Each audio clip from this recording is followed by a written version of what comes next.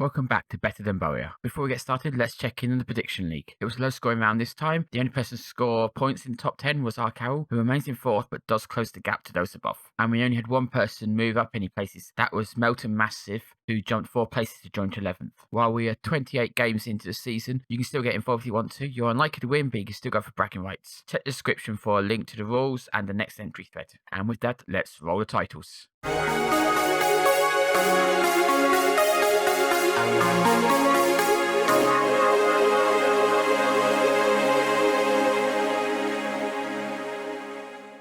Welcome to Game Week 28 of Sky Bet League 2. They were at home to Scunthorpe United. Scunthorpe are 13th in the league and have won 2 and lost 3 of the last 5. We have won 3 and drawn 2 in comparison. Before we check in on the teams, let's check out the news since the last episode. The first piece of news is that Danny Devine suffered heavy fall in training, and that resulted in a bruised thigh. He'll be out for between 6 days and 2 weeks. We could have given him injection, but we don't currently need him, so we'll leave that to the physio, which will limit his time out. Next, we have news that in training, De Vit has suffered a groin strain. He will be out between 4 and 8 weeks. While he struggled to show his potential, this is a bit of a big loss. We now know who we were playing in the 4th round of the FA Cup, and that's West Brom. They're currently 2nd in the Championship, so that might be where our FA Cup runs end. And now for the team news. O'Connor is still suspended. We're also missing De Vit, Pritchard, Wood and Donaldson through injury. Scunthorpe are missing Clark and Colclough. So now let's have a look at the lineups. Taylor comes in for the injured De Vit, so our starting lineup is McGee in goal, Mellor, Staunton, Powdy and Henley in defence, Reeves and Cook in midfield, Middleton, Taylor on the wings, McCartan and Novak up top. The bench is looking a bit weak. It's O'Donnell, French, Ismail, Anderson, Conley, Guthrie and Akpan. For the team talk, we're going to go with, Palm, and we should be winning this. For the defence, we're going to go Passionate and High Faith. I think midfield, we're probably the same. And attack, same again. Corner, which Reeves will take. Headed clear by Brown. Wait to back my goalkeeper up. What's he doing there? Middleton gets the ball though. And he takes on Brown. And he goes past him. And he puts in the cross. And McCartan over the bar. Weston standing over free kick. Staunton has it clear. It's picked up by Van Veen. Plays into Hamill. Hamill shoots. And it clips the top of the crossbar. We got lucky there. Mellor with the long throw. Novak rises well. Complete unchallenged. But heads it over. Players who are better in the air have to be a priority next season. Henry with the long throw. Mellor is free, but he can't beat the keeper. Right place, wrong player. Reeves at the corner. Little heads it clear. Henley picks up loose ball. His cross is blocked. Falls to Reeves though, who puts in a ball in the box. Taylor heads it, but it's a great block by Butler. And out for a corner. Middleton whips it into the front post, but it's headed clear. Slate is chasing it down. McGee was up again, so he's out of position. We are now in real trouble here. Surprisingly, Slater hasn't taken the shot yet. Flies forward. And then shoots, and no chance for McGee, who hadn't got back. Has my keeper been going up all season? Haven't noticed it until now. I haven't checked my corner routine since about game 5, so I'm not sure why it's happening. You can see right away we're in trouble. McGee isn't anywhere near back in his own half, and Taylor and Henry are the last men back, but they're pretty much on the halfway line. As soon as Slater gets on the ball, he can shoot whenever he wants, including hitting it right away before there's any chance of anyone getting back. He actually chooses not to take the early shot, and runs it for quite a distance. Gives himself actually quite a bad angle, and almost lets Taylor and McGee get back to stop him. Sadly, both are a little bit too slow and can't quite get there. Henley picks up the ball. We'll look for his usual long throw into the box. It's headed clear by Cossien Clear.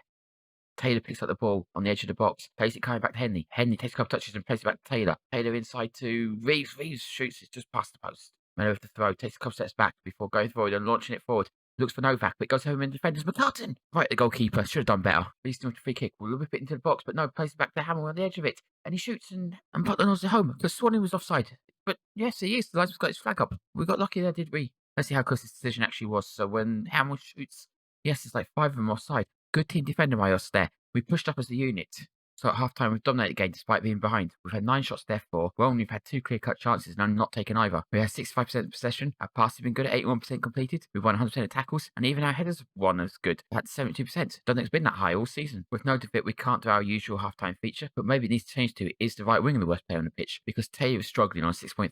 McGee is actually our best player on our 6.7 despite being at fault for the goal. If you look at the team analysis, you see that much of our possession has been in our own half as we're struggling for possession in theirs. We aren't conceding free kicks in dangerous positions, which is a good thing. And when we do get the ball in there for half, we have a lot of touches in the area. I also noticed that at half-time, Forest Green leads Salford 3-1. As things stand, Forest Green pull 3 points close to us. That gap looked unassailable. It's getting much smaller. For T-Talk, I'm going for aggressive, and where's the passion, lads? Just not been good enough. They've all responded quite well. Henry looks long for Novak. Enclair beats him though and knocks it down to Beeson. Cook intercepts. There's brilliant boy in Novak. Novak takes touch and looks to slightly press the keeper. And Novak scores and we're back into this. Brilliant finish by Novak, but that pass to him, even better. Cook here has no right to win this ball, but he anticipates it well. And while the through ball seems fairly simple, it's much more complicated. He can't see Novak when he plays the ball. He has to play it through a small gap with the right weight, and that then makes the finish easy for Novak. From overhead, you see how much faith they have to put in each other. Cook's view of Novak is restricted. He has to play the ball blind and hope Novak has kept his run going. While Novak has to put faith in Cook's ability to read the game and put the perfect ball into the path of his run. Comes together perfectly for a beautiful goal. McGee passes short to Powdy. Powdy thinks about going long. He decides to play it to Henley instead. Henley looks for Middleton down the line, but can only find McGee. Middleton closes down McGee, though, and wins the ball brilliantly, placing a slow ball to Novak. Novak shoots. The net ripples. Some of the crowd gets in, but it's only side netting. Henley charges down the line.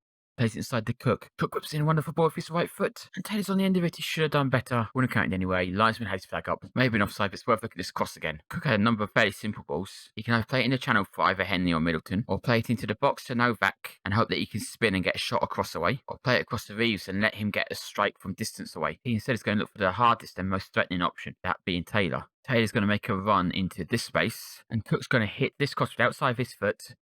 That will take Butler and Brown completely out the game, and he hits it perfectly. If only Taylor had both timed his run better and finished better, as it deserved a goal. Not sure anyone else in the squad could have hit that ball, and it's why, like in real life, I will be looking to bring him back next season. But on 71 minutes, I think it's time to freshen things up. McCartan has struggled, so we're going to bring him off for Ismail. We'll put Ismail on the wing, and we'll move Taylor inside into a midfield 3. Then we think we'll play him as an advanced playmaker, and Novak will play up on his own as a pressing forward. So it's been about 10 minutes since last change. We've created nothing. So let's bring some more energy on by taking off Middleton and bringing on Connolly. Then we'll switch Ismail onto the left wing and put Connolly on the right wing. Cook is on the ball. Plays the ball out to Henley.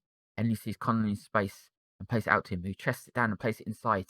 Taylor with a wonderful side ball into Connolly. Connolly shoots, but it goes wide. Good play until the finish. Do we have time for one last attack? McGee plays it short to Staunton. Staunton plays out to Miller. Miller sweeps across field, but there goes the final whistle. Has to be seen as 2 drop points there. Simple choice team talk. Assertive and not good enough is the only choice. Thankfully, they reacted well.